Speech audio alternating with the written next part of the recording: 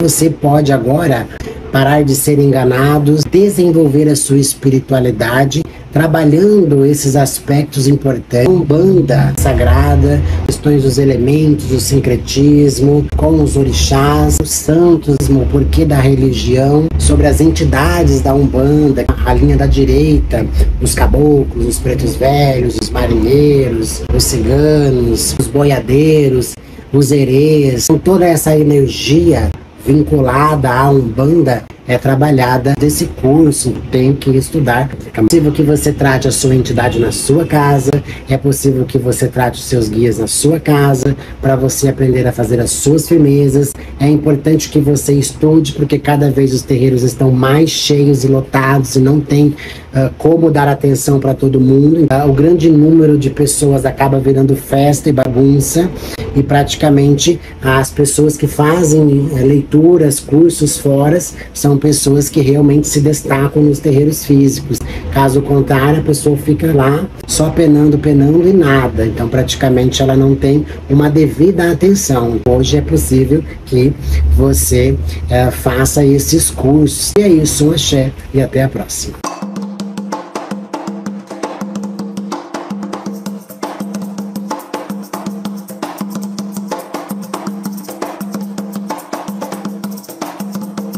Quebra-ossos. Qual é a sua função no terreiro? Um nome tão assustador, mas ele tem a função de ajudar as pessoas que têm problemas com caveiras, ou seja, que têm quizilas, ou que têm até essas entidades ou pactos com elas, um grande aconselhador. Então ele é um grande educador. E também ele trabalha na linha da cura, principalmente das doenças do ossos e articulações. Alguns também trabalham com algumas questões musculares. Na realidade, em todas as encarnações ele foi médico, justamente ele foi estudar medicina. Então, engraçadamente, ele veio acompanhado de outro Exu. O que eu disse que veio dois espíritos, que eu achei muito curioso. Um veio na linha de caveira e um veio submisso a ele. Ele não traz a linhagem dentro das caveiras, mas respondem aos caveiras. Segundo as histórias e os mitos, né, teve duas encarnações, uma antes do pacto e uma depois. E aí essa depois é que eles se condenaram, então não precisaram mais ver. Por isso que ele vem em duas histórias. Aí o primeiro, que é o Exu Quebra-Ossos, da linhagem de caveira, você tem que assistir todos os vídeos de caveira para você entender, porque a história dele é a mesma. Só que ele era o irmão mais novo, era o caçula, e ele era o que mais tinha problemas no osso, devido à quantidade de trigo que ele consumia. Não era bom para a saúde dele. Aí como ele comia, existe uma lenda que conta que ele vem na linha de Xangô. Ele foi só naquela encarnação da agricultura ali, do trigo ali, que né, comia demais, entendeu? E aí na verdade era um excesso da comida que fazia mal para ele. Então ele começou a atrofiar os ossos. Ele era o mais novo, parecia ser o mais velho, né? Ele desenvolveu várias doenças antes da morte. Ele não teve ali uma função muito boa, por isso que ele não é muito conhecido, né? E quando ele vem muito arcadinho. Se ele tivesse muitas dores, só sente dor no osso, de verdade, no coração dele. É muito assim triste. Tudo isso devido ao pactos do passado, né, onde eles fizeram todos juntos. E aí a história do caveira é curioso, né? Porque o pacto dos caveiras, eles vêm antigo, antes dessa encarnação da história do caveira, né? Que é quando eles invocaram. Eles são os únicos na época carnais que conseguiram invocar ao mesmo tempo que conseguisse, né, com todos. Então foi pela família toda. Nisso que as pessoas não contam, né, que é a primeira história, nessa história toda houve uma coisa muito maluca, que é vou falar, aonde foi sacrificado um bebê, né? A Maria Caveira cedeu juntamente com o Exu Caveira. Então esse que foi compactado, ele já não veio na segunda encarnação, né? Tanto que não falam em lenda nenhuma do Caveirinha nessa história. Então o Exu Caveirinha é esse bebê que foi sacrificado. Então ele já trabalhou no mundo astral, principalmente inferior, né? Por muito tempo desde bebê, né? Então por isso que ele vem num arquétipo mais herê. Alguns chamam ele de herê, como Exu Caveirinha da Calunga, Exu Caveirinha da Estrada, né? É igual, só que muda vários espíritos, mas são aqueles bebês que são sacrificados. Daí eles vêm nessas linhas de mirins, né? Então o quebra-ossos desse era o problema com ossos, né? E aí por isso que veio espíritos na linhagem dele, né? Porque ele não conseguiu reencarnar mais, mas ele veio vários espíritos na linhagem dele, devido ao acolhimento de almas, né? Seguindo encarnações para esses espíritos que passassem pela Terra para estudar a questão dos medicamentos, dos tratamentos para os ossos. Se era possível vincular ferro, né? Então eles vincularam muito ferro nesse processo. E aí se você vê, né, todos colocam talas, antenas, não sei o quê, porque o ferro é a única coisa que ainda liga o osso. E também um material agora genético que eles criaram para simular a cartilagem, principalmente do joelho, onde há os atritos dos ossos ali, porque, né, se você vai ficar tritando o osso, logicamente ele vai evaporar. Se você tem um problema de calcificação, então ele cada vez vai ficar mais fraco.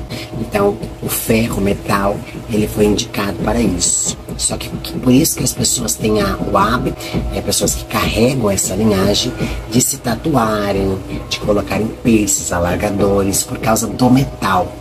Então vamos falar então agora da entidade que apareceu junto com o da linhagem do Caveira.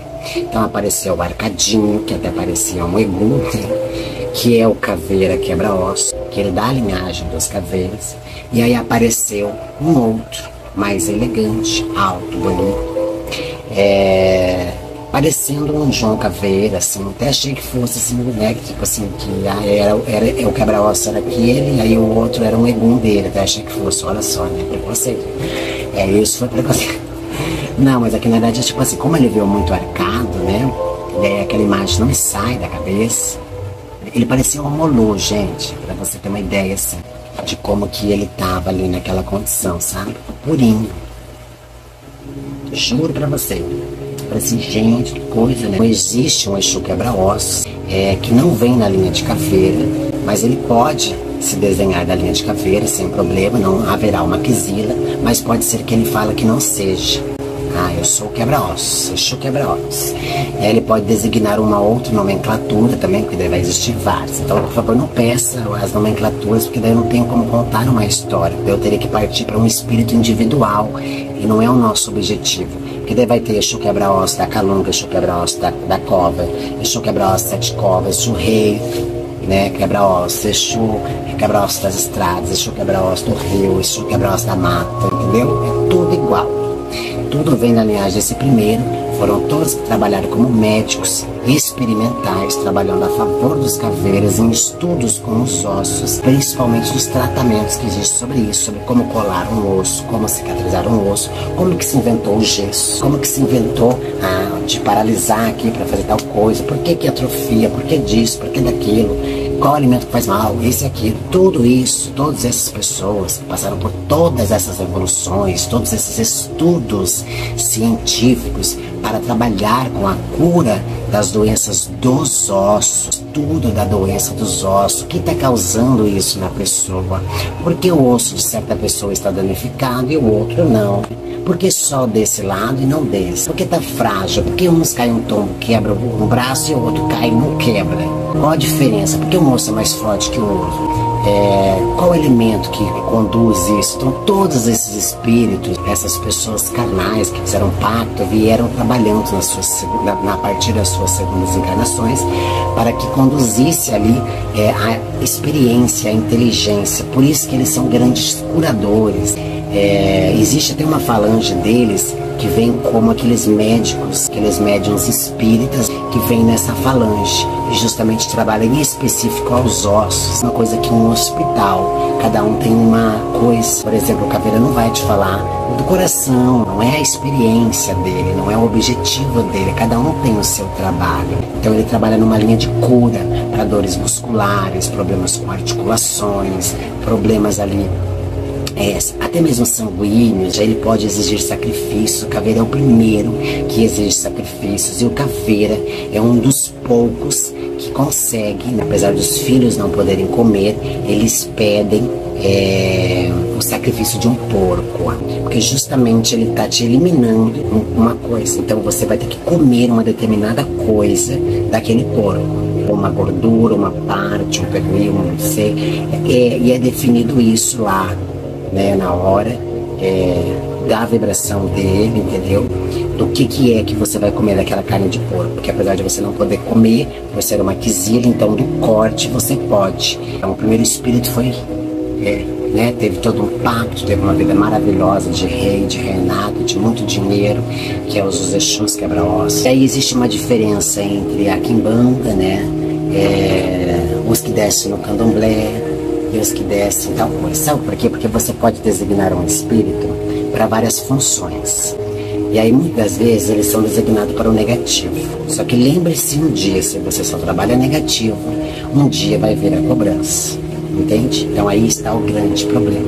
Não pense que Exu Caveira, que toda a linhagem de caveira é só para a morte, para a desgraça, para a briga, para essa saúde. Eles são principalmente para a saúde dos ossos, músculos, articulações e sangue.